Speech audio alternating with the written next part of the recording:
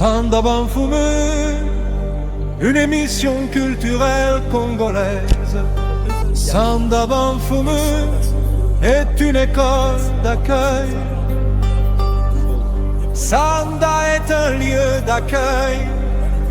Cette émission est présentée par le père jésuite Anissem Teba et la technique est assurée par l'ingénieur Tukwela et ingénieur béni. Aujourd'hui nous avons un grand invité. Restez à l'écoute.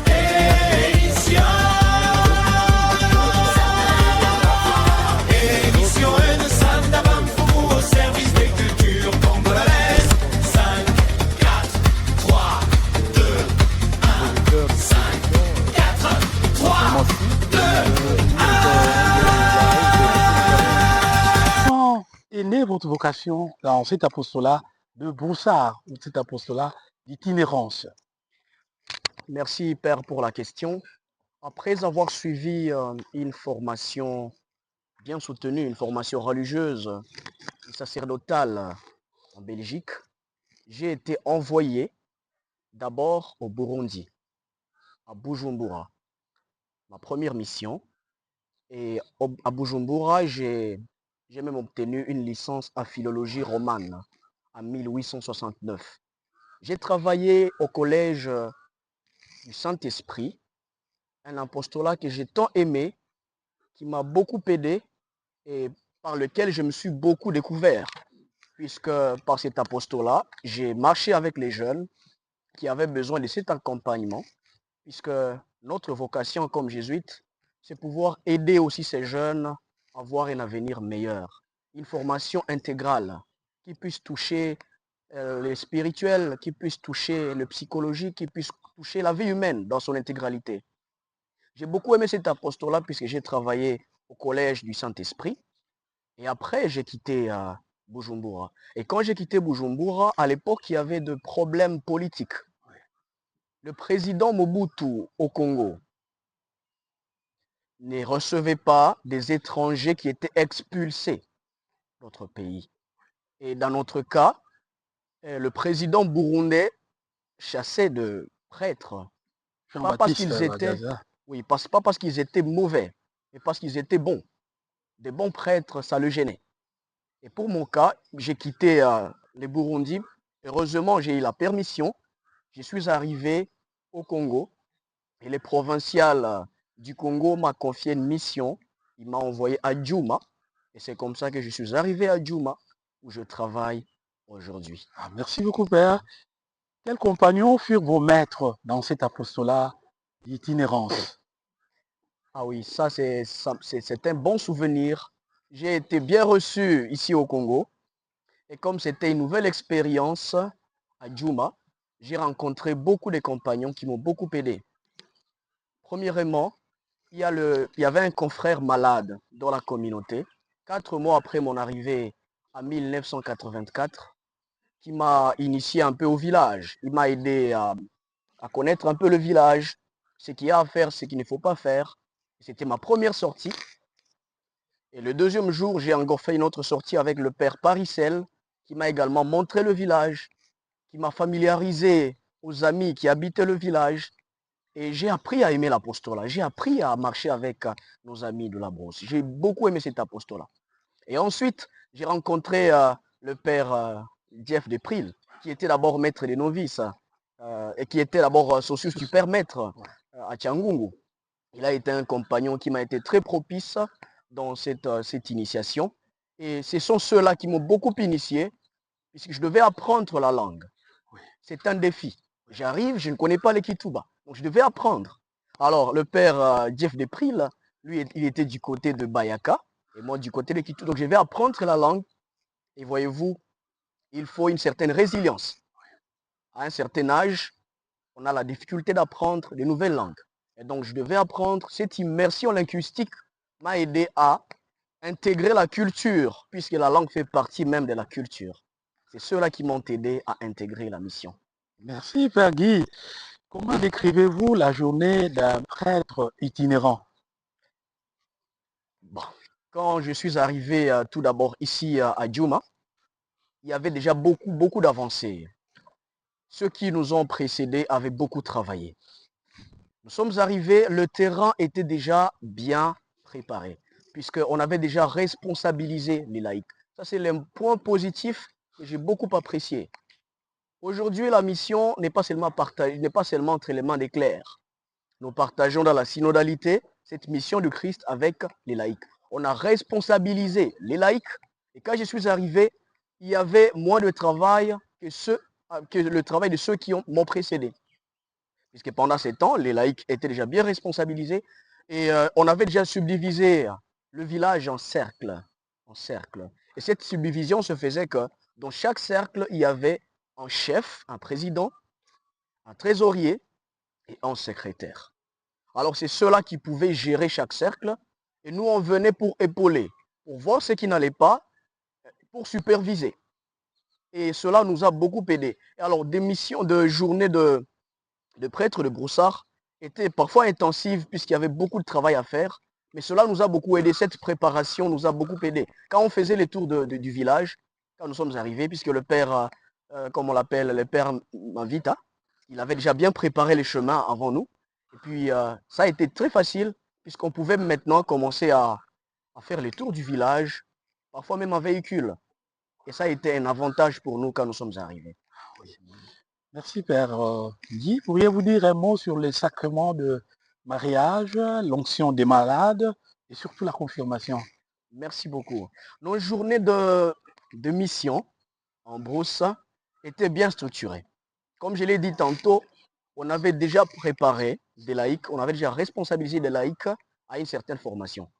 Et donc, lorsque nous allions conférer, nous allions administrer ces sacrements, il y avait d'abord un temps de préparation. Il y avait 3 jours de préparation qui précédaient notre arrivée. C'était 3 jours de retraite.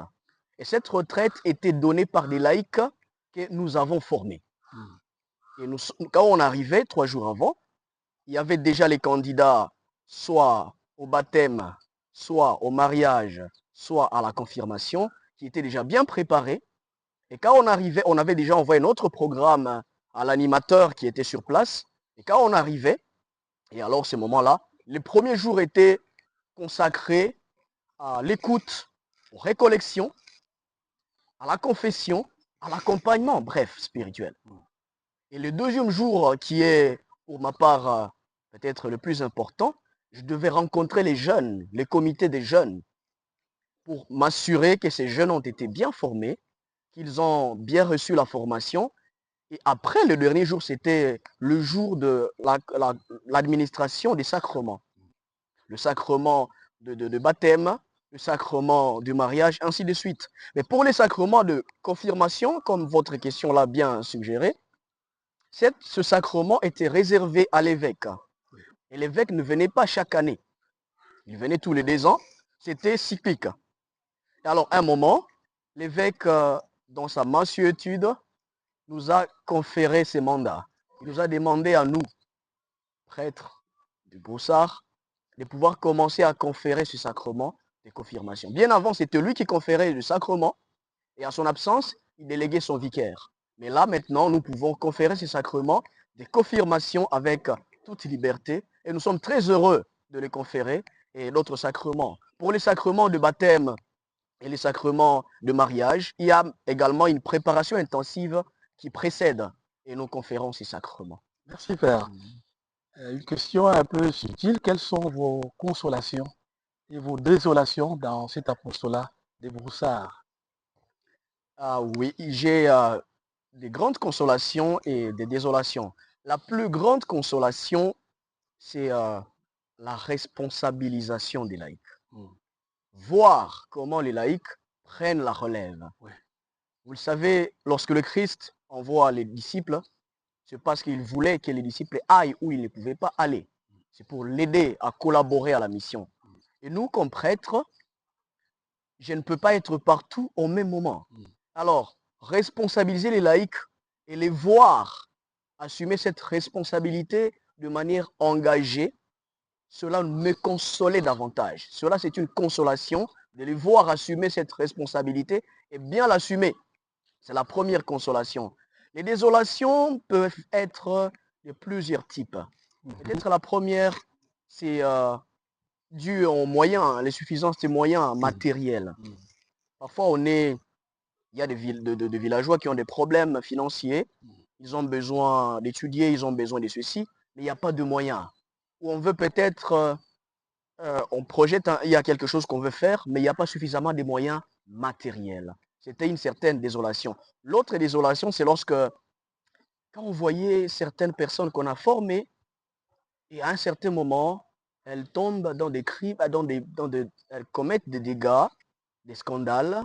On voit un animateur qui a été bien formé, mais qui après prend une deuxième femme. C'était une désolation de notre côté. Ou voir certains chrétiens qui ont été bien formés mener une vie de duplicité. Il est en même temps chrétien, mais il a une deuxième femme. Il vient en même temps à la messe et il a de fétiches.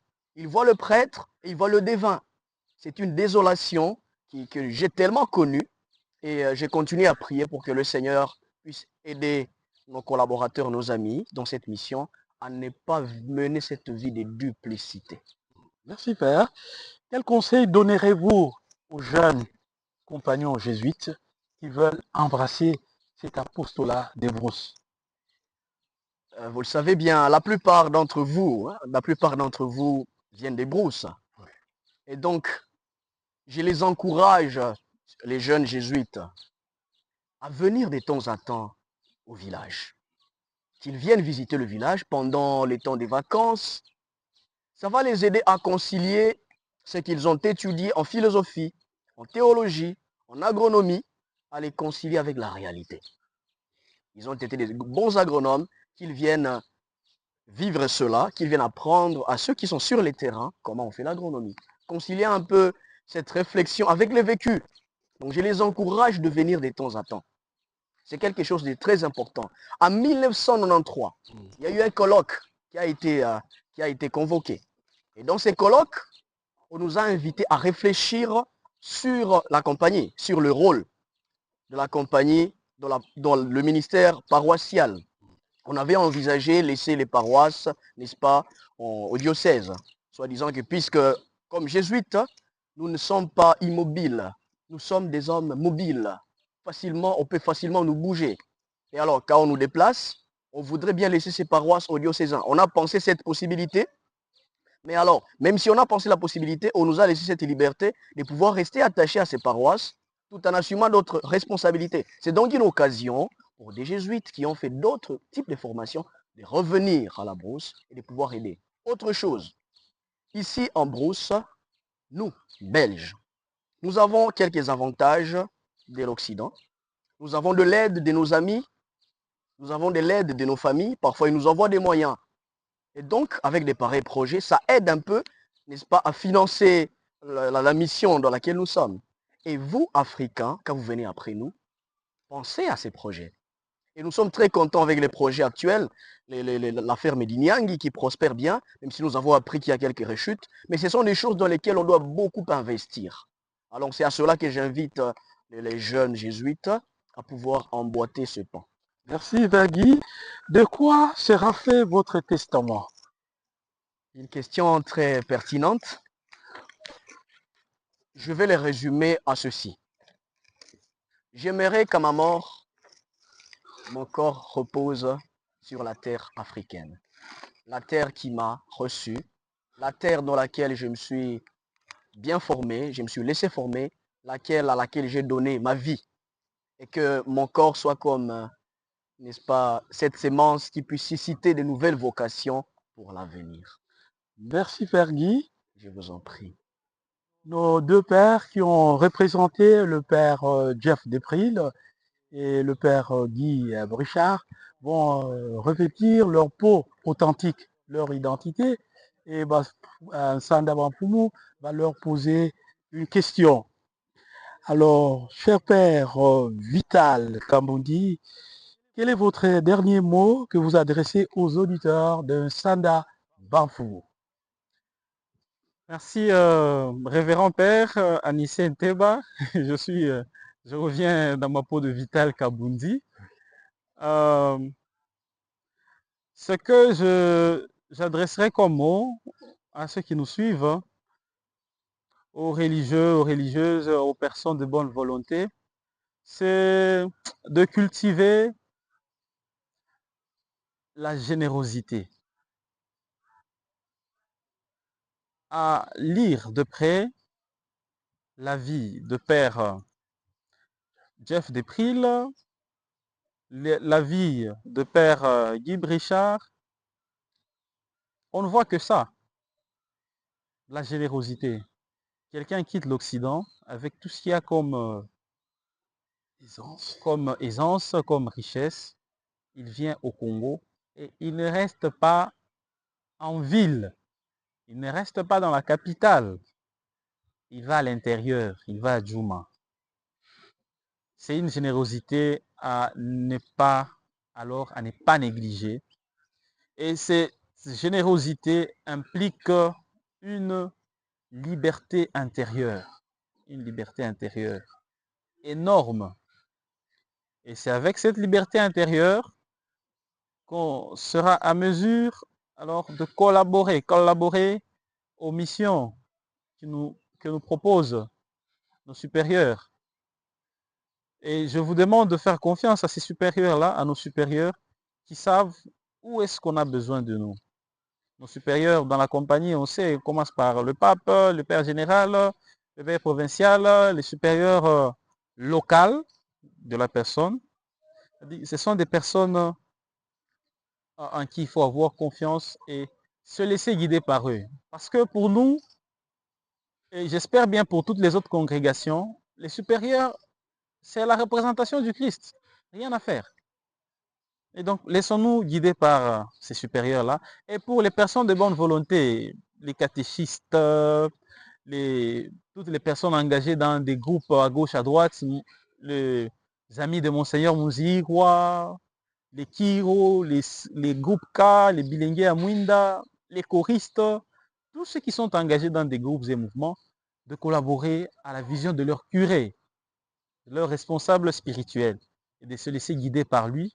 Et ils verront que celui qui obéit, comme nous le disons chez nous dans la compagnie de Jésus, ne se trompe pas.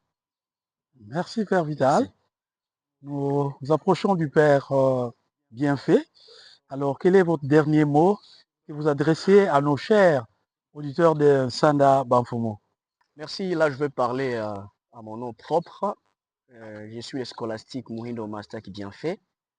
Un seul mot, la résilience face aux difficultés.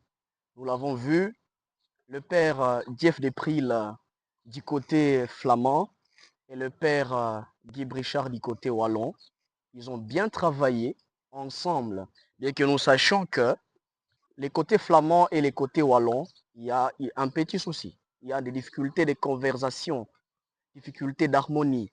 Mais ils ont mis leurs différences à côté et alors ils ont travaillé ensemble.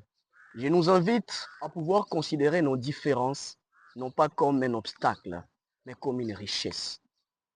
Que nos différences tribales, nos différences raciales ne nous empêchent pas de travailler à commun accord.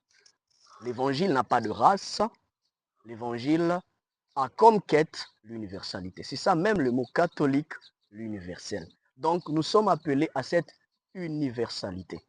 Imitons nos deux pères, le père Guy Brichard et le père Jeff Despril, et soyons résilients face aux difficultés. Nous l'avons vu, ils ont bien appris, ils ont bien intégré les cultures africaines, ils ont appris les langues, ils ont vécu longtemps loin de leur famille. Donc apprenons d'eux à mettre nos différences de côté et de pouvoir travailler ensemble pour le bien de tous. Merci, merci mes chers pères. Merci, félicitations. Merci, félicitations. Voilà. Sanda Bamfumo, une émission culturelle congolaise. Sanda Bamfumo est une école d'accueil. Sanda est un lieu d'accueil. Cette émission est présentée par le père jésuite Anissem Teba et la technique est assurée par l'ingénieur